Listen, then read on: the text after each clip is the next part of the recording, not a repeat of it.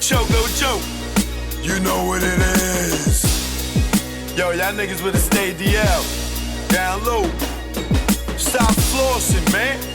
You just want them to just come and get you. Learn from our mistakes, man. That's what this is about.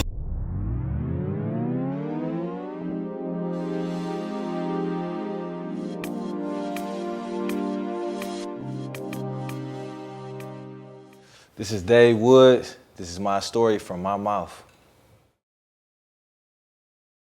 At what age did you make the career choice that everybody know you for? Wow, like I said, I started SBOY printing when I was 14 years old.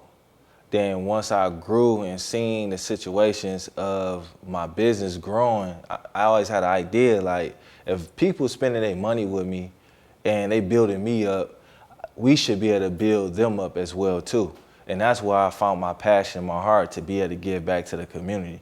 Because them portions of, if we get back to our city, instead of draining our city, we should put back into our city, like the liquor stores, the party stores, the gas stations, like all these convenience stores that's in the neighborhoods.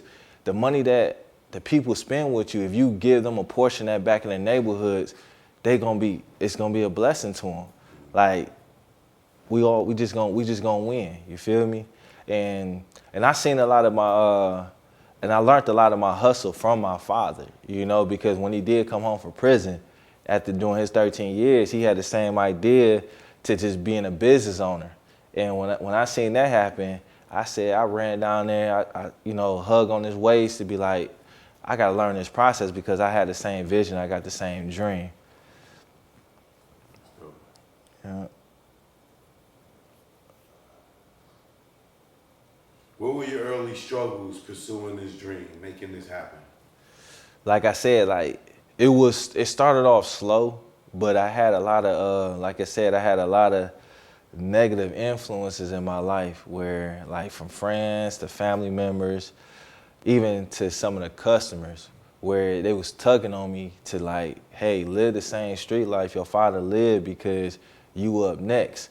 So I was struggling with that situation with business. Should I stay doing business, or should I still, should I revert to just selling drugs? And then, cause it was just hard, like being in business, cause like I didn't go to school, or I didn't learn the education behind business, where doing the paperwork, understanding how to get a loan, how to invest your money back in. Like, black families teach you how to get money, but they don't teach you how to save it. And that's what I was, that's what I was actually battling with.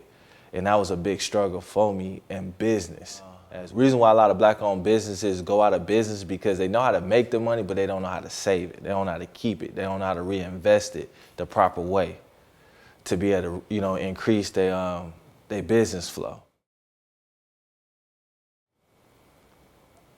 So how did you overcome that struggle?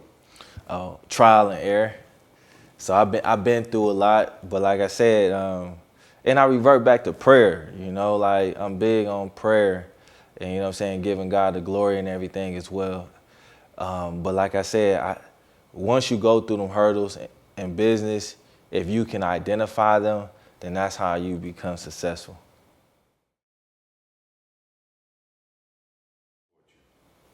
Yes, I can count on one hand, how many family members actually support the business. I seen it happen to my father first, and I just didn't want to accept it. My dad had convenience stores, especially like the dollar store. We had every item that a household supposed to constantly, repeatedly use, like paper towel, toilet paper, toothpaste, mouthwash, dishwashing detergent. And I can see only 5 family members come support us. And we have a big family. Just your family alone can make you, can have you survive in business to be successful. Who would you say was your biggest supporter? My biggest supporter is the youth. The youth built my business. And I give everything to them. I give them honor, I give them everything. That's why my doors is always open to the youth, because the youth believed in me first. Like, they was the ones constantly patronizing my print company, constantly asking their parents, can I get a couple dollars here to buy an Enjoy Detroit shirt? Or can I get a couple dollars here to be able to design my own shirt, to start my own business? But the youth kept me alive.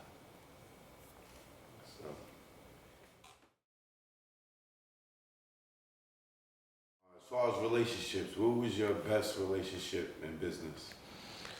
My best relationship in business, as in what, company-wise or friendship-wise or teammate-wise?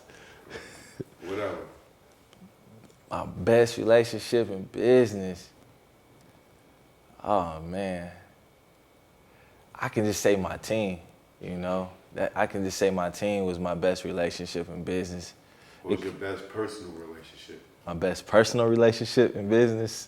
No, personal relationship. As in what? Best personal relationship. You ain't got a name on it. Oh, man. Personal relationship, I had a lot of dope personal relationships. I can't really point the finger on it, but it can go, because I know a lot of people, I met a lot of people, and I had a lot of, great moments, even though they turned into, they turned into disaster at the end. But I just appreciate all the moments I actually had just in life, period. That was a good one. You could dance. Where have you learned about relationships? In personal and in business? I learned now, for sure, as I grow, you cannot mix personal with business. It hurts. Like, the most people that will hurt you is your loved ones, the ones that's closest to you. And for me, looking at it, they still don't see that it's their fault of what they doing, but it's just something that you create that you just can't put your finger on, that it's just like you cannot mix personal with business. It might feel like you can go around a corner, you can go underneath, you can go over, but it always bites you at the end.